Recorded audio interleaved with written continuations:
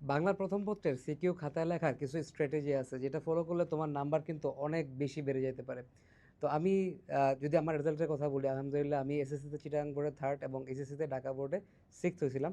তো আমার এটার পিছনে অন্যতম একটা মেন কারণ ছিল হচ্ছে বাংলা, বাংলা স্পেশালি বাংলার প্রথম বা দ্বিতীয় পত্র। তো আমি বাংলা খাতায় আসলে যেভাবে লিখতাম সেটা আমার কাছে মনে হচ্ছে যে এটা অনেকটা ভালো এবং অনেক ভালো নাম্বার আমার আসতো পরীক্ষায়, কলেজে নরডাম কলেজে হোক বা স্কুলে হোক।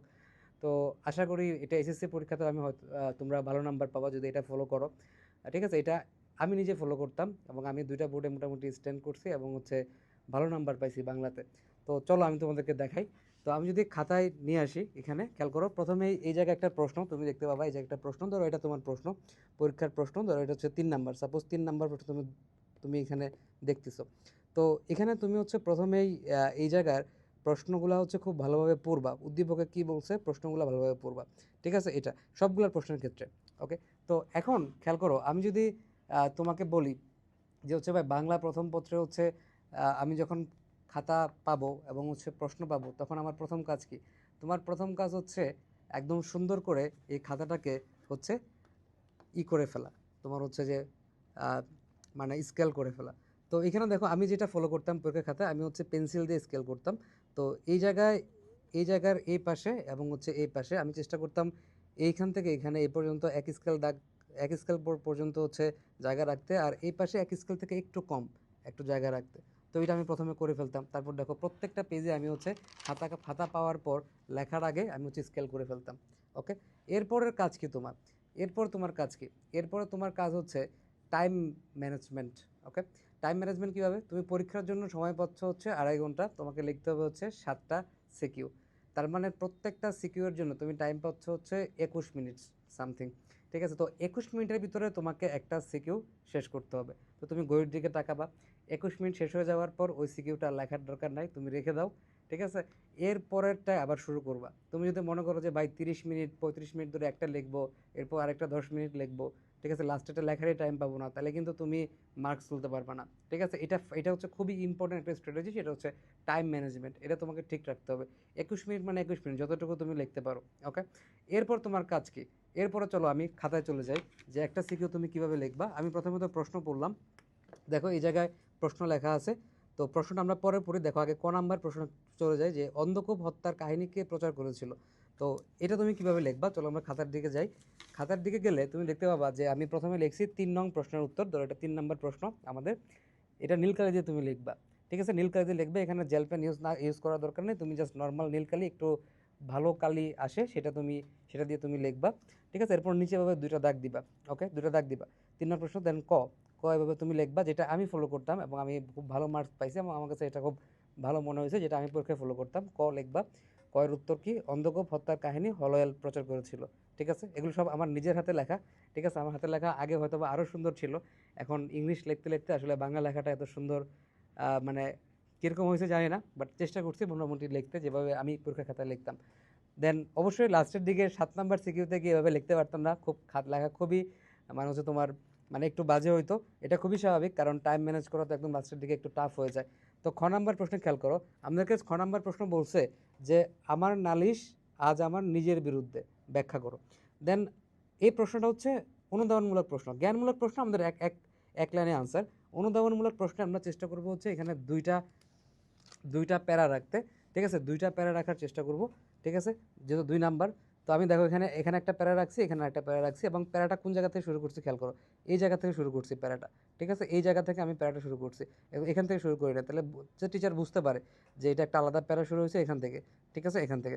ওকে, দেখো এখন আরেকটা জিনিস আমি এখানে মানে হচ্ছে অ্যাপ্লাই করার চেষ্টা করছি, যেটা হচ্ছে দেখো লাস্টের দিকে এখানে যে মার্জিনটা, এই মার্জিনটা একটু একটু আমি চেষ্টা করতাম পরীক্ষায় যে একদম একদম মানে হচ্ছে তোমার সবগুলা একই হচ্ছে তোমার মার্জিনে রাখতে বা একই জায়গায় গিয়ে শেষ করতে, যদিও এখানে একটু বেশি কম হয়ে গেছে, বাট একই মার্জিনে রাখার চেষ্টা করলে লেখাটা সুন্দর লাগে। তেমনভাবে এই জায়গায় দেখো, এই জায়গায় যে প্যারাগুলো লাইনগুলো যাতে একই জায়গা থেকে শুরু হয়, ভাবে একই লাইন বরাবর থাকে, একটা এদিকে চলে আসলো, একটা ভিতরে চলে গেলো, একটা বাইরে চলে গেলো, এরকম না হয় একদম ধরো সরল লেখা বরাবর থাকে। ঠিক আছে, লেখাগুলো। আর সেকেন্ড প্যারাটা তুমি এখান থেকে শুরু করবা, এখান থেকে এখানে শেষ করতে পারো, ওখানে শেষ করতে পারো, সমস্যা নেই, একটু এখানটা জায়গা দিয়ে শুরু করবো, দেখতে ভালো লাগে। ঠিক আছে, এখন খেয়াল করো প্রশ্নটা কি, আমার নালিশ আজ আমার নিজের বিরুদ্ধে, এটা এটা তুমি কিভাবে আনসার করবা? এটা হচ্ছে নবাব সিরাজউদ্দৌলা বলছে, নিজে উক্তিটা নবাব সিরাজউদ্দৌলা সে কেন বলছে যে প্রজাদের দুর্ভোগের জন্য অন্য কাউকে দোষারোপ না করে আত্মগ্লানি ও ব্যর্থতা প্রকাশ করতে গিয়ে নবাব একথা বলেছেন। ঠিক আছে, দেন তুমি এটাকে একটু ইলাবোরেট করবা যে কিভাবে এই ঘটনাটা ঘটছে, যে উৎপীড়িত ব্যক্তিকে দরবারে ডাকার পূর্বে নবাব তার পরিষদদের ডেকে তাদের নিজ নিজ দায়িত্ব পুনরায় স্মরণ করিয়া দেয়। এতে অসন্তুষ্ট হয়ে মীর জাফর নবাবকে জানতে চাইছে তিনি তাদের সন্দেহ করছেন কিনা। মানে এটা আমাদের টেস্ট পেপারে লেখা আছে। তো এভাবে তুমি হচ্ছে লিখবা। দেন এই মেইন পয়েন্টটা তুমি হচ্ছে প্রথম প্যারাতে লিখবা, সেকেন্ড প্যারাতে গিয়ে তুমি এটাকে ইলাবোরেট করবা একটু। ঠিক আছে, ইলাবোরেট করবে, তুমি জ্ঞানমূলক অনুধাবনমূলক প্রশ্নটা লিখবা। আর জ্ঞানমূলক প্রশ্নটা হচ্ছে তোমার এক লাইনে লিখবা। এখন সবগুলা সবগুলা তোমার হচ্ছে যে সবগুলা প্রশ্নে তুমি হচ্ছে যে একটা স্ট্যান্ডার্ড ফলো করে লিখতে পারো। ঠিক আছে, যেগুলোতে তোমাকে হচ্ছে যে তোমার একটা ফরম্যাট থাকবে, নিজস্ব একটা ফরম্যাট থাকবে, সেটা আমি দেখাবো। এবার গ নাম্বার প্রশ্নে আমি যদি তোমাদেরকে নিয়ে যাই, দেখো এখানে উদ্দীপকটা পড়াটা ইম্পর্টেন্ট গ নাম্বার প্রশ্নের জন্য। যে রায়বাড়ির অভিজাত নারী বনশ্রী ছিলেন পরিবারের সর্বজন শ্রদ্ধেয় ব্যক্তি। তিনি পরিবারের ঐতিহ্য ও সম্মান রক্ষায় ছিলেন দৃঢ় সংকল্পবদ্ধ, কিন্তু ধীরে ধীরে ক্ষমতা ও সম্পদের প্রতি তার লোভ বেড়ে যায়। সম্পত্তির দখল নেওয়ার জন্য তিনি তার আপন ভাই সতীশকে বিশ্বাসঘাতকতার ফাঁদে ফেলেন। স্নেহ ভালোবাসার মুখোশ পরে তিনি প্রথম সতীশকে আপন করে নেন।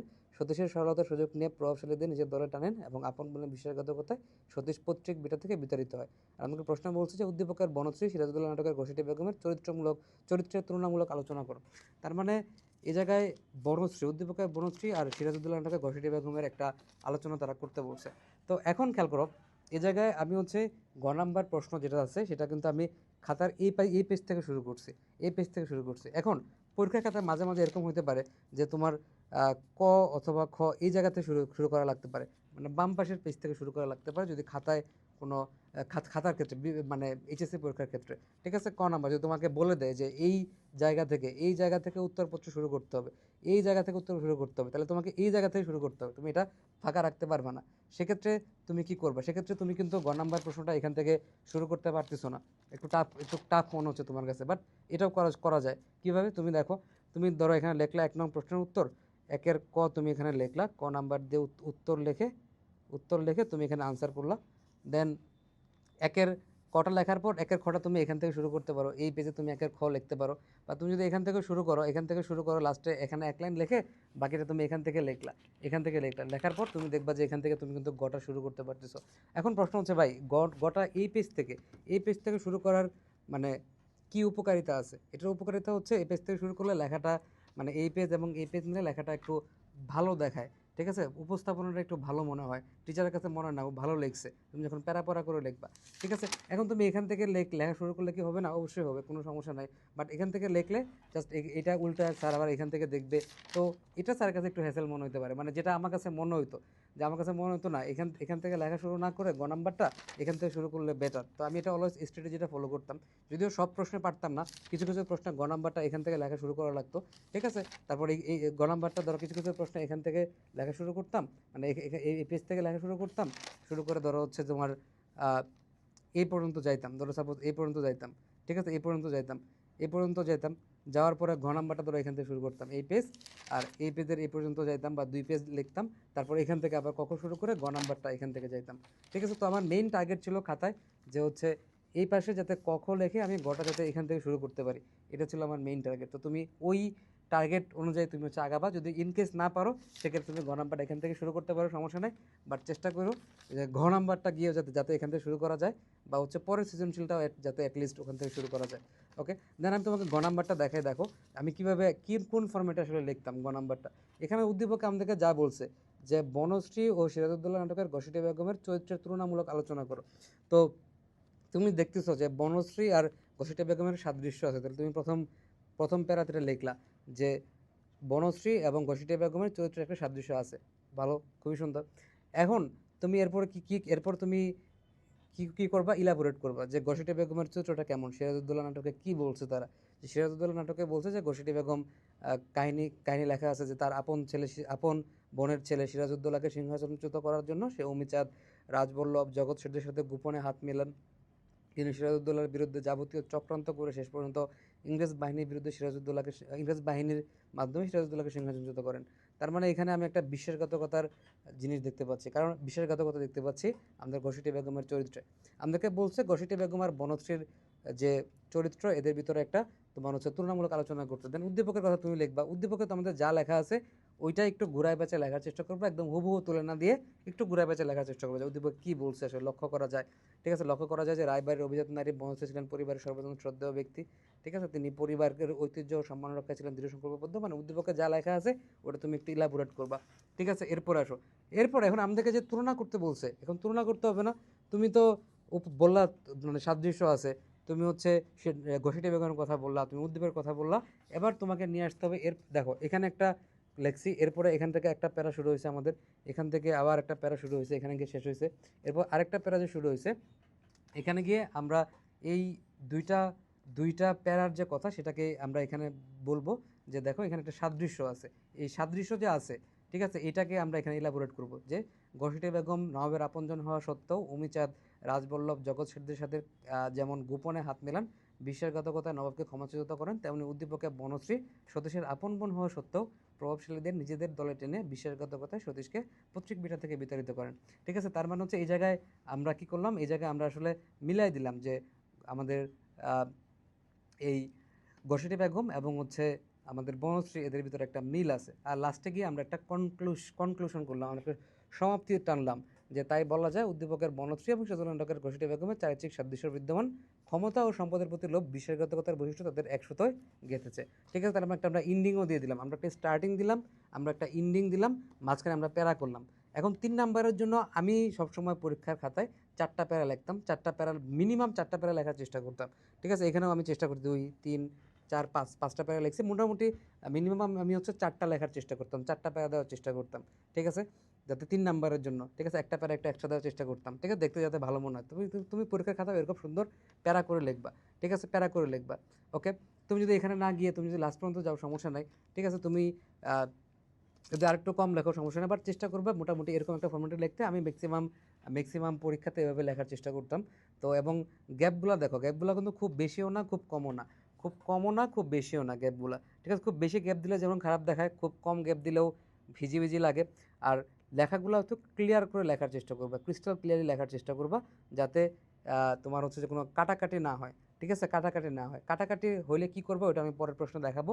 তো কাটাকাটি না করার চেষ্টা করবো, একটু পরিষ্কার করে লেখার চেষ্টা করবো, হাতের লেখা একটু স্পিড করার চেষ্টা করবো যাতে 21 মিনিটে শেষ করতে পারো চারটা চারটা ক খ ঘ গ সবগুলা। ওকে, এবার আসলে ঘ নাম্বার প্রশ্ন। তো এখানে আমাদেরকে প্রশ্ন বলছে যে বিশ্বাসঘাতকতা ছাড়াও সতীশের মতো সিরাজের চারিত্রিক সরলতা তার পতনের জন্য দায়ী, উক্তিটির যথাযথতা বিচার করো। তাহলে উক্তিটা কি যথার্থ কিনা? তাহলে আমি প্রথম কথায় বললাম যে বিশ্বাসঘাতকতা ছাড়াও সতীশের মতো সিরাজের চারিত্রিক সরলতা তার পতনের জন্য দায়ী, উক্তিটা যথেষ্ট। ওকে, এরপর আমি নিজের একটা এখানে নিজের একটা মানে হচ্ছে যে ইনটুইশন দিয়ে এই কয়েকটা কথা লিখলাম যে সরলতা আর সততাকে মানব চরিত্রের অন্যতম ভালো গুণ হিসেবে ধরা হয়, কিন্তু জীবন চলার বাকে। আচ্ছা, আরেকটা জিনিস খেয়াল করো যে আমাদের সাহিত্য যেহেতু এটা হচ্ছে বাংলার প্রথম পত্র, গদ্য পদ্য সাহিত্য, তো এই জায়গায় একটু সাহিত্যিক ভাষা আনতে হবে। ঠিক আছে, এই জায়গায় গদ বাদা না লেখে একটু সাহিত্যিক ভাষা আনলে লেখার কোয়ালিটি বাড়ে, টিচার হচ্ছে ভালো নাম্বার দেয়। ঠিক আছে, যেমন জীবন চলার বাকে, তুমি কথাগুলো একটু কাব্যিক নিয়ে আসো, কথাগুলো একটু সাহিত্যিক নিয়ে আসো, তাহলে লেখাগুলো, তাহলে তোমার লেখাটা খুব সুন্দর হবে এবং তুমি ভালো নাম্বার পাবা। যে জীবন চলার ব্যাকে কখনো কখনো এই সদ্গুণ পথের কাটা হয়ে যায়, সরলতার সুযোগ নিয়ে অনেকে ষড়যন্ত্র করে সৎ ব্যক্তি মানুষের শোধন করে। তোমার একটা কনসেপ্ট, তোমার একটা মূল্যবোধ, তোমার একটা ধারণা, তোমার একটা তোমার হচ্ছে যে অনুভূতি তুমি এখানে বললা। এরপর দেখো এই জায়গায় আমি প্রথমে সিরাজউদ্দৌলা নাটকের কথা বলছি, এরপর উদ্দীপকের কথা বলছি। ঠিক আছে, এরপর হচ্ছে তাদেরকে মিলাই দিছি আর লাস্টে গিয়ে আমরা সমাপ্তি টানছি। এই জায়গায় যেহেতু আমরা প্রথমে সিরাজউদ্দৌলা নাটকের কথা বলছি, তাহলে এই জায়গায় আমরা প্রথমে এখন উদ্দীপকের কথা বলি, এভাবে করতে পারো। ঠিক আছে, বা এই জায়গায় সিরাজউদ্দৌলা নাটকের কথা বলতে পারো, সমস্যা নাই। তো আমি জাস্ট একটু ভেরিয়েশন আনার জন্য এখানে উদ্দীপকের কথা বলছি, যে উদ্দীপকে কী লেখা আছে এগুলো একটু নিজের মতো করে লিখছি, যেটা আমি গ নাম্বারে লিখছিলাম। ঠিক আছে, ওভাবে আরেকটু গুছাই লিখলাম। আবার এবার আমি চলে যাবো সিরাজউদ্দৌলা নাটকে, তাহলে এটা হচ্ছে আমার উদ্দীপকের অংশ। এবার আমরা যাবো হচ্ছে সিরাজউদ্দৌলা নাটকে কি বলছে।